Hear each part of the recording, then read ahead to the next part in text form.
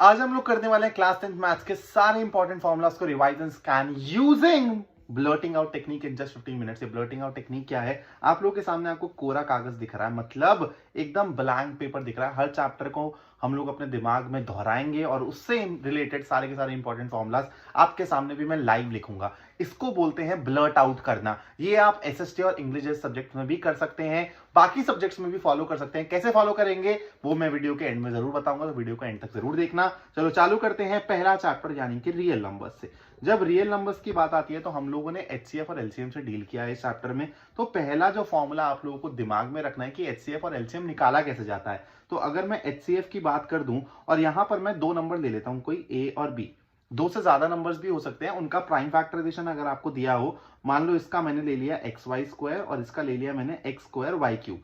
तो एचसीएफ निकालने के लिए हम लोग क्या करते हैं, जितने भी कॉमन फैक्टर्स दिख रहे हैं सबसे पहले तो आप उनको लिख लो और फिर क्या करो, उनकी लोवेस्ट पावर जो यहां पर दिख रही है वो ले। जैसे ए में एक्स की लोवेस्ट पावर है 1 और बी में देखो, अगर आप बी में देखोगे तो वाई की हाईएस्ट पावर है, तो हमको क्या लेना है, लोवेस्ट पावर लेना है। तो वाई की लोवेस्ट पावर कहां है, ऊपर है, तो आपका एचसीएफ हो जाएगा ये। और सिमिलरली एलसीएम निकालना हो तो हम लोग क्या लेते हैं बेटा, जितने भी फैक्टर्स इन्वॉल्व है, नॉट जस्ट कॉमन फैक्टर्स, सब लिख डालो। तो आप लोग देख पा रहे हो कि एक्स और वाई इन्वॉल्व है और इनकी हाईएस्ट पावर्स लेनी होती है। एक्स की हाईएस्ट पावर क्या है 2, वाई की हाईएस्ट पावर क्या है 3। इसको अगर स्टेटमेंट फॉर्मेट में बोलूं तो फटाफट से अपने कानों में डाल लो मेरी बात को। जब आपको एचसीएफ निकालना होता है तो आप लोग क्या लेते हो, product of each common factor taken with lowest powers.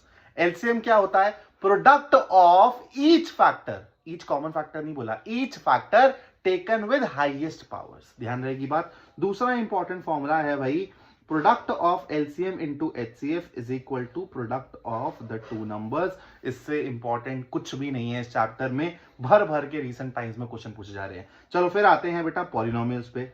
Polynomials में सबसे पहले तो आप लोगों को स्टैंडर्ड फॉर्म ही दिमाग में रखनी है। तो हम लोगों को लीनियर पॉलिनोमियल और क्वाड्रेटिक पॉलिनोमियल से डील करना है, क्यूबिक हमारे सिलेबस में नहीं है। तो अगर मैं लीनियर पॉलिनोमियल की बात करूं तो बेटा वो कुछ ऐसा दिखता है मेरे को, ए एक्स प्लस बी टाइप का। और अगर मैं क्वाड्रेटिक पॉलिनोमियल की बात करूं तो बेटा वो कुछ ऐसा दिखेगा, A X square plus B X plus C type का। उसके बाद हम लोगों ने ग्राफ रिलेटेड चीजें पढ़ी। तो अगर मैं लीनियर पॉलिनोमियल की बात करूं तो मेरा ग्राफ कैसा होता है बेटा, स्ट्रेट लाइन होता है। और अगर मैं क्वाड्रेटिक पॉलिनोमियल की बात करूं तो मेरा ग्राफ ऐसा भी हो सकता है, ऐसा भी हो सकता है। सीधा यू कब होता है बेटा, जब ए ग्रेटर देन 0 होता है। उल्टा यू कब होता है, जब ए लेस देन 0 होता है। बात दिमाग में बिठा लेना। उसके बाद हम लोगों ने सम ऑफ जीरोस और प्रोडक्ट ऑफ जीरोस से डील किया। सम ऑफ जीरोस किसके बराबर होता है बेटा, माइनस बी बाय ए। और प्रोडक्ट ऑफ जीरोस किसके बराबर होता है, सी बाय ए के बराबर होता है। फॉर्मुलास पॉइंट ऑफ व्यू से इस चैप्टर में इससे ज्यादा कुछ नहीं है। उसके बाद आते हैं बेटा तीसरे चैप्टर यानी कि पेयर ऑफ लीनियर इक्वेशंस में। अब पेयर ऑफ लीनियर इक्वेशन में सबसे पहले तो लीनियर इक्वेशन का फॉर्मेट क्या होता है बेटा, ax plus B Y plus C is equal to 0। अब जब पेयर वर्ड लग जाता है तो ऐसी दो इक्वेशन हम लोग साथ में ले लेते हैं। उसके बाद हम लोग इनके कॉमन सॉल्यूशंस के बारे में बात करते हैं। तो हमको तीन केसेस मिलते हैं। सबसे पहला केस होता है बेटा इंटरसेक्टिंग केस या फिर यूनिक सॉल्यूशन वाला केस। तो इंटरसेक्टिंग केस के लिए क्या कंडीशन होती है, a1 by a2 is not equal to b1 by b2।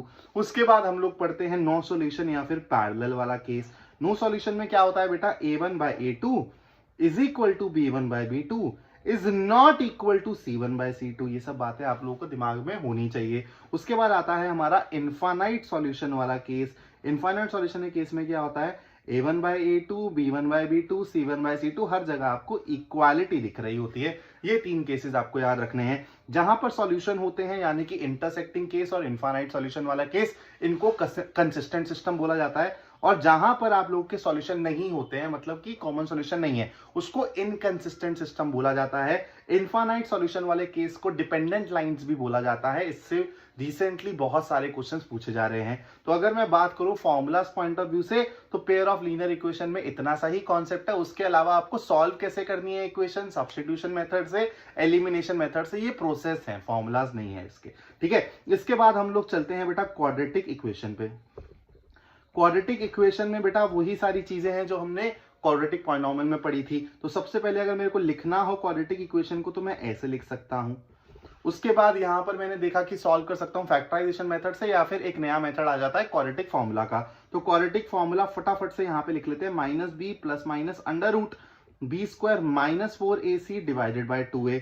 अब जो ये रूट के अंदर है यानी कि बी स्क्वायर माइनस 4ac, इसको डिस्क्रिमिनांट बोला जाता है और डिस्क्रिमिनांट हमको नेचर ऑफ रूट्स बताता है। अगर d ग्रेटर देन 0 है तो बेटा मेरे को रियल और डिस्टिंक्ट रूट्स मिलते हैं। अगर d इक्वल टू 0 है तो मेरे को क्या मिलते हैं, रियल एंड इक्वल रूट्स मिलते हैं। और अगर मेरा d लेस देन 0 है तो मेरे को कैसे मिलते हैं बेटा, इमेजिनरी रूट्स मिलते हैं। आप सबको ये बातें पता होनी चाहिए। उसके बाद अगर आप लोग यहां पर देखते हो कि यार ये जो d है ये परफेक्ट स्क्वायर नहीं है और ग्रेटर देन 0 है, तो आप लोगों के जो रूट्स मिलते हैं ना बेटा, ये बहुत इंपॉर्टेंट है। रूट्स कैसे होते हैं, इर्रेशनल होते हैं। और इर्रेशनल रूट्स कैसे कैसे ऑकर करते हैं, इन कॉन्जुगेट पेयर्स। तो अगर वो आपको एक भी रूट दे दे और आपको वो दिख रहा है कि वो इर्रेशनल रूट है, तो आप दूसरा रूट अपने आप ही फिगर आउट कर सकते हो। अगर आपको रूट के बाहर प्लस दिख रहा है तो रूट के बाहर माइनस लगा के दूसरा रूट मिल जाएगा। रूट के बाहर माइनस दिख रहा है तो रूट के बाहर प्लस लगा के दूसरा रूट मिल जाएगा। बहुत इंपॉर्टेंट है।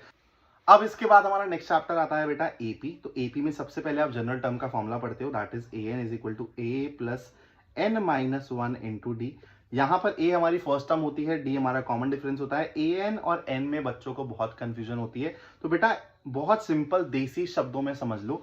n का मतलब होता है कि कौन से नंबर का घर है और an का मतलब होता है कि उस घर में रह कौन रहा है। जैसे मान लो मैंने आपको एक AP they the 1 3 5 so on, और मैं बोल रहा हूं कि यार मेरे को बता दो कि यहाँ पे 33rd टर्म क्या है। 33rd टर्म का मतलब है देसी भाषा में कि इस 33वें घर में रह कौन रहा है। तो घर number is equal to n, तो n की वैल्यू 35 और यहां पर जो रहने वाला है, जो यहां पर ऑक्यूपाई करके बैठा है, वो क्या हो जाएगा आपका an। आई होप आपका an और n में कंफ्यूजन दूर हो गया होगा। उसके बाद हम लोग पढ़ते हैं SN का formula, sum up to first n terms. ये कैसे लिखते हैं बेटा, इसके दो तरीके होते हैं, n/2 2a plus n minus 1 into D. और इसी को हम लोग कैसे लिख सकते हैं, n/2 अंदर a प्लस n हो जाता है, तो ये हो जाएगा a प्लस an। ठीक है, हम लोग इसको अंदर तोड़ देते हैं, a plus n minus 1 into D, तो a plus n minus 1 into D यहां से an होता है, तो हम लोग इसको ऐसे भी लिख सकते हैं।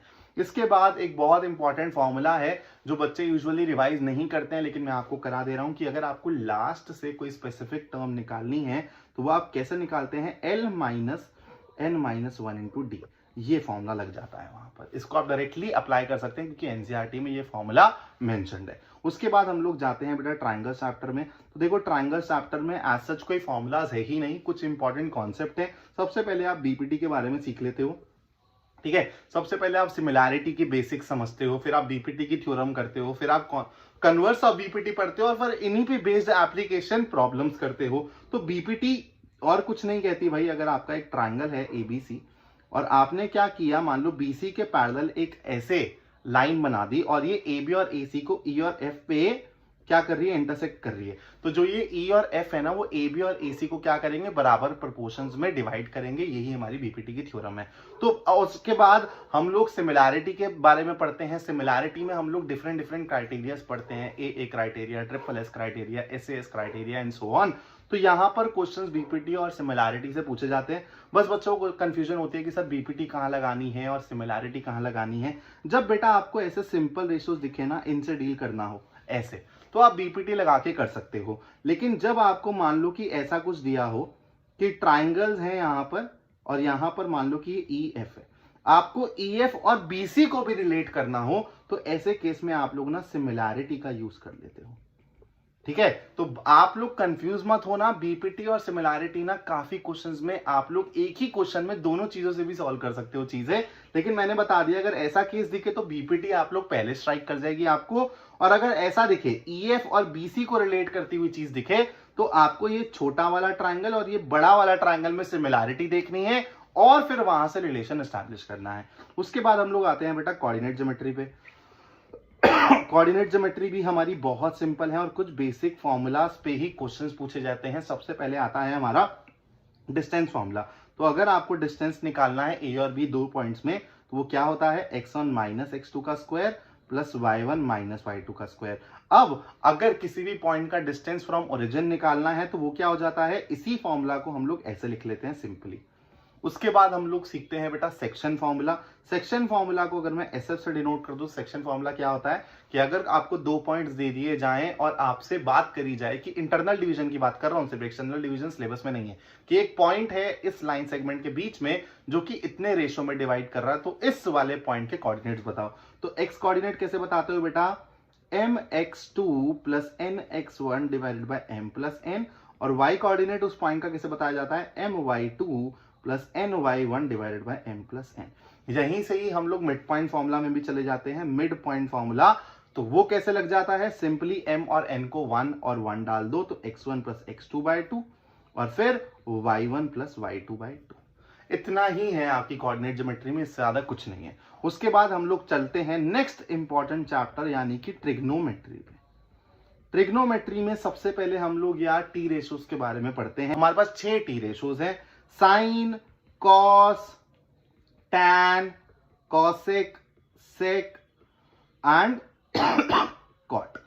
ठीक है, हमको पता है साइन और कॉसेक एक दूसरे के रेसिप्रोकल होते हैं, कॉस और सेक एक दूसरे के रेसिप्रोकल होते हैं, टैन और कॉट एक दूसरे के रेसिप्रोकल होते हैं। उसके बाद साइन क्या होता है बेटा, परपेंडिकुलर बाय हाइपोटेन्यूज, कॉस क्या होता है, बेस बाय हाइपोटेन्यूज, टैन क्या होता है, परपेंडिकुलर बाय बेस। अब इनको उल्टा कर दोगे तीनों को तो आपको बाकी के 3 टी रेशोज समझ आ जाएंगे बहुत इजीली। इसके बाद हम लोग आते हैं ट्रिग्नोमेट्रिक टेबल पे, जहां पर कुछ स्पेसिफिक एंगल्स पे हम लोगों को टी रेशोज की वैल्यू दी रहती है। तो अगर मैं बात करूं साइन की बेटा, यहां पर हम लोगों को कौन कौन सा एंगल पे दिमाग में रखना है, 0, 30, 45, 60, 90। तो 0 पे साइन की वैल्यू 0 होती है, 30 पे बेटा 1/2 होती है, यहां पे 1/√2 होती है, यहां पे √3/2 होती है, यहां पर 1 होती है। अब कॉस की बात करूं तो इसी को मैं ऐसे घुमा दूंगा, बस हॉरिजॉन्टली फ्लिप कर दूंगा तो मेरे को कॉस की वैल्यू मिल जाएगी 1, √3/2, 1/√2, 1/2, 0। उसके बाद टैन की बात करूं तो बेटा आपको कुछ नहीं करना, इसको ऊपर वाले को और इसको डिवीजन में डाल दो बस। तो 0/1 0, ये हो जाएगा 1/√3, ये 1, ये √3 और ये नॉट डिफाइन। इसके बाद बाकी 3 टी रेशोज आप लोगों को याद करने ही नहीं होते हैं, आप इन तीनों को ही उल्टा करके बाकी 3 टी रेशोज के बारे में एग्जाम में ही, एग्जाम हॉल में ही फटाफट से सोच सकते हो। इसके बाद आती है हमारे कॉम्प्लीमेंट्री टी रेशोज की बारी, लेकिन वो आपके सिलेबस में नहीं है तो इस वीडियो में कवर नहीं कर रहा हूं। उसके बाद हम लोग जाते हैं अपनी टी आइडेंटिटीज पे, यानी कि ट्रिग्नोमेट्रिक आइडेंटिटीज पे। 3 आइडेंटिटीज हमको दिमाग में रखनी है और उनके अलग अलग वर्जन भी दिमाग में रखने हैं। सबसे पहली आइडेंटिटी होती है sine square theta plus cos square theta is equal to 1, लेकिन ये जितनी इंपॉर्टेंट है उतना ही ये इंपॉर्टेंट है कि 1 माइनस साइन स्क्वायर थीटा क्या होता है, कॉस स्क्वायर थीटा होता है, 1 माइनस कॉस स्क्वायर थीटा क्या होता है, साइन स्क्वायर थीटा होता है। ये बातें आप लोगों को दिमाग में रखनी है, तीनों के तीनों वर्जन आप लोगों को दिमाग में रखने हैं। उसके बाद अगर मैं बात करूं, एक बारी पेन चूज कर लेता हूं, सेकेंड आइडेंटिटी है मेरी 1 plus tan square theta is equal to sec square theta. अब यहां पर sec square theta minus tan square theta is equal to 1 भी आप लोगों को दिमाग में रखना है। और यहां से आप लोगों को बहुत इंपॉर्टेंट रिजल्ट मिलता है, अगर आप a square minus B square लगाओ तो यहां से आपको बेटा सेक प्लस टैन, मैं थीटा नहीं लिख रहा टाइम बचाने के लिए, इंटू सेक माइनस टैन, इन दोनों का प्रोडक्ट 1 मिलता है। मतलब सेक प्लस टैन और सेक माइनस टैन एक दूसरे के क्या है बच्चा, रेसिप्रोकल है। ऐसे ही आप लोगों का तीसरा आइडेंटिटी होता है बेटा 1 plus cot square theta is equal to cosec square theta. अब ये तीसरी आइडेंटिटी में भी वही गेम खेलते हो जो आप सेकेंड आइडेंटिटी में खेलते हो, cosec square theta minus cot square theta 1 हो जाता है, तो यहां से कॉसेक प्लस कॉट और कॉसेक माइनस कॉट एक दूसरे के क्या हो जाते हैं, रेसिप्रोकल हो जाते हैं। इसके बाद एओटी की बात करें तो उसमें कोई भी फॉर्मुलाज नहीं है, बेसिक चीजें हैं जो आपने इस वाले चैप्टर में पढ़ते हो वही जाके वहां पे अप्लाई करते हो।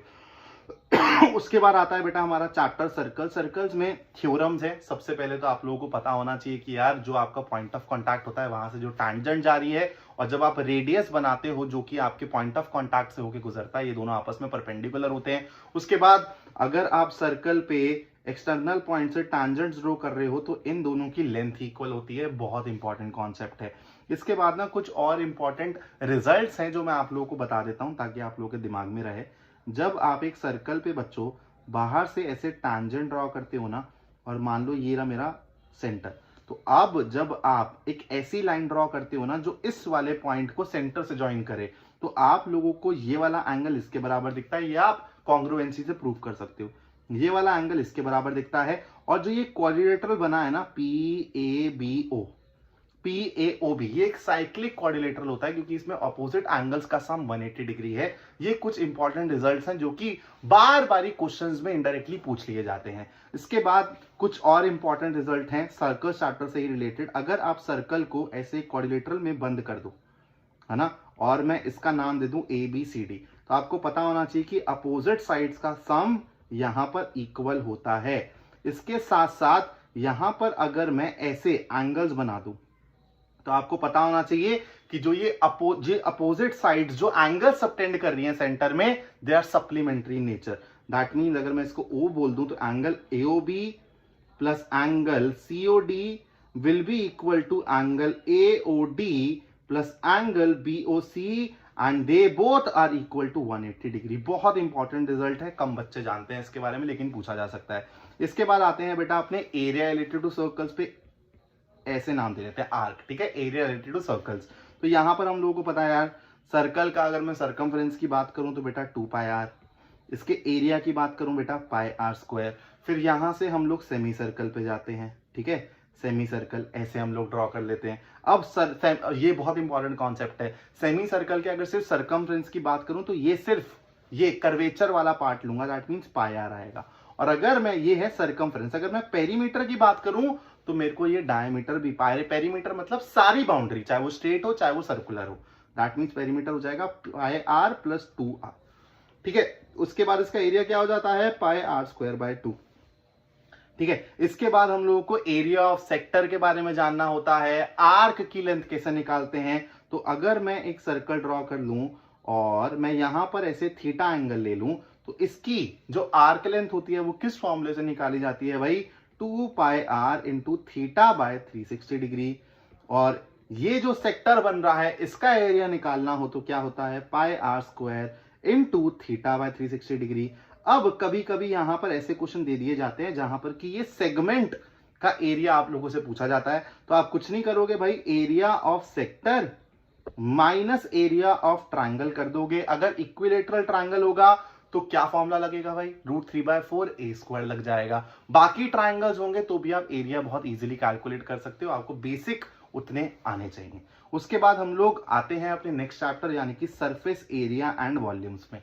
सरफेस एरिया एंड वॉल्यूम्स में सारी की सारी वही बातें जो आपने 9th क्लास में सीखी हैं, बस यहां पर हम लोग अपने सॉलिड्स को कंबाइन करने लग जाते हैं। तो क्विकली मैं फटाफट से सारे के सारे फॉर्मुलाज यहां पे लिख देता हूं, स्टार्टिंग फ्रॉम सिंपलेस्ट फिगर्स, मतलब क्यूब से चालू करते हैं, ठीक है। तो क्यूब का अगर मैं बात करूं सिर्फ और सिर्फ लेटरल सरफेस एरिया की तो हो जाएगा 4a², टोटल सरफेस एरिया हो जाएगा 6a² और वॉल्यूम हो जाएगा a³। अब बात करते हैं बच्चा हम लोग क्यूबॉइड की। तो अगर मैं क्यूबॉइड में देखूं, लेटरल सरफेस एरिया देखूं तो मेरे को नीचे वाला और ऊपर वाला पोर्शन छोड़ना है। नीचे वाला भी LB होता है, ऊपर वाला भी LB होता है, तो 2LB को त्याग कर दो टोटल सरफेस एरिया में से। तो आप इसको लिख सकते हो ट्वाइस ऑफ लेंथ और हाइट, लेंथ इंटू हाइट, और फिर हम लोग ले लेंगे ब्रेथ और हाइट, ठीक है। तो ये आपका फॉर्मूला हो जाएगा। अब यहाँ पे टोटल सरफेस एरिया तो भाई बचपन से हम लोग पढ़ते आ रहे हैं, 2 times of LB plus BH plus HL, और इसका वॉल्यूम क्या हो जाता है बेटा, length into breadth into height, ठीक है। इसके बाद हम लोग थोड़ा सा और आगे चलते हैं, फिर हम लोग आते हैं बच्चों सिलेंडर पे। सिलेंडर का अगर मैं कर्व सरफेस एरिया की बात करूं तो 2πRH होता है। अगर मैं इसके टोटल सरफेस एरिया की बात करूं तो 2πRH में आप πr² प्लस πr² ऐड कर दोगे, यानी कि 2πRH प्लस 2πr² लिख दोगे। इसमें से कॉमन लेके आप 2πr into r plus h भी लिख सकते हो। उसके बाद वॉल्यूम क्या होता है बेटा, πr²h होता है। उसके बाद हम लोग थोड़ा सा और आगे चलते हैं। चलो अब बात करते हैं बेटा कोन की। कोन का अगर मैं कर्व सरफेस एरिया की बात करूं तो वो जाएगा πrl, टोटल सरफेस एरिया में πrl में πr² जोड़ दो तो ये हो जाएगा πrl प्लस πr²। उसके बाद वॉल्यूम की बात करूं बच्चा तो 1/3 πr²h होता है। उसके बाद हम लोग आ जाते हैं बेटा अपनी और फिगर्स यानी कि स्फेयर पे आ जाते हैं। चलो स्फेयर में क्या होता है दोस्तों, तो स्फेयर में कुछ नहीं होता है। अगर मैं बात करूं अपने सरफेस एरिया की, that is equal to 4πr², और वॉल्यूम की बात करूं 4/3 πr³। फिर आता है बच्चों हमारा प्यारा सा हेमिस्फेयर। हेमिस्फेयर में अगर सिर्फ मैं कर्व सरफेस एरिया की बात करूं तो वो होता है 2πr²। टोटल सरफेस एरिया की बात करूं तो एक सर्कुलर फेस भी आ जाता है काटने से, तो वो जाता है 3πr²। और अगर वॉल्यूम की बात करूं बेटा तो वो जाता है क्या, 2/3 πr³। और ध्यान रखना आपका जो हेमिस्फेयर होता है उसमें जो आपकी डेप्थ दिया हो या हाइट दिया हो वो आपकी रेडियस के बराबर ही होती है। इस पे भी क्वेश्चंस पूछे जाते हैं। आई थिंक यहाँ पर मैंने सारी चीजें कवर कर दी हैं ऑलमोस्ट। उसके बाद हम लोग चलते हैं नेक्स्ट चैप्टर पे, दैट इज स्टैटिस्टिक्स पे। स्टैटिस्टिक्स में हमारे कुछ भयंकर से फॉर्मूलाज हैं, तो इसको बहुत अच्छे से दिमाग में रख लेना। सबसे पहले हम लोग मीन निकालना सीखते हैं 3 मेथड से। अगर मैं डायरेक्ट मेथड यूज करूं तो बेटा डायरेक्ट मेथड में कुछ नहीं होता, आपका मीन एक्स बार किसके बराबर होता है, sigma F I x I divided by sigma F I, जहां पर एक्स आई क्या होते हैं, आपके क्लास मार्क होते हैं। उसके बाद हम लोग सीखते हैं बेटा एज्यूम्ड मीन मेथड, एएम से मैं इसको डिनोट कर रहा हूं। तो एज्यूम्ड मीन मेथड में कुछ नहीं होता, आप लोग मीन कैसे निकालते हो भाई, ए प्लस जो आपने ये मीन एज्यूम किया था यहां पर आप लोगों का डी आई आ जाता है एक्स आई की जगह, जहां पे डी आई क्या है, डेविएशन फ्रॉम एज्यूम्ड मीन। ठीक है, उसके बाद हम लोग सीखते हैं बेटा step deviation method, S D method लिख लेता हूं इसको। तो यहां पे कुछ नहीं होता बेटा, सेम चीज रहती है, बस आपका डी आई की जगह क्या आ जाएगा, यू आई आ जाएगा और कुछ नहीं होगा, और यहां पर इंटू एच लग जाएगा ऐसे, बस खत्म। ठीक है, उसके बाद हम लोग बात करते हैं बेटा मीडियन की। तो मीडियन का फॉर्मूला क्या होता है, L plus N by two minus C F divided by F into H. अब इस फॉर्मूले में क्या क्या चीजें हैं, एन मतलब total number of observation, L is the lower limit of median class, C F क्या होता है, जो आपका मीडियन क्लास है उससे पहले वाले क्लास की क्यूमुलेटिव फ्रीक्वेंसी, और एफ क्या है, जो मीडियन क्लास है उसकी फ्रीक्वेंसी, ध्यान रखना। और एस तो आप लोगों को बचपन से ही पता है क्लास साइज के बारे में। और उसके बाद आते हैं हम लोग मोड पे। मोड का फॉर्मूला क्या होता है बेटा, अगेन एल प्लस यहां पर F1 minus F not divided by 2F1 minus F not minus F2 into H. F1 F0 क्या होते हैं, F1 होता है बेटा आपकी जो मॉडल क्लास है उसकी फ्रीक्वेंसी, F0 उससे पहले वाले की, F2 उसके बाद वाले की। ये बेसिक सी चीजें हैं, यही फॉर्मूलाज आपको इस चैप्टर में याद रखने हैं। उसके बाद प्रोबेबिलिटी में बेटा ऐसा कुछ फॉर्मूलाज नहीं है, लेकिन आप लोगों को चीजें क्या दिमाग में रखनी है कि पत्ते कितने होते हैं, फिर 13 पत्तों में फेस कार्ड्स कितने होते हैं, नंबर कार्ड्स कितने होते हैं, आपके टोटल ब्लैक कार्ड्स कितने होते हैं, रेड कार्ड्स कितने होते हैं, ये सब बातें याद रखनी है, फॉर्मूलाज में नहीं आती हैं, इसलिए मैं यहाँ पे नहीं लिख रहा हूं।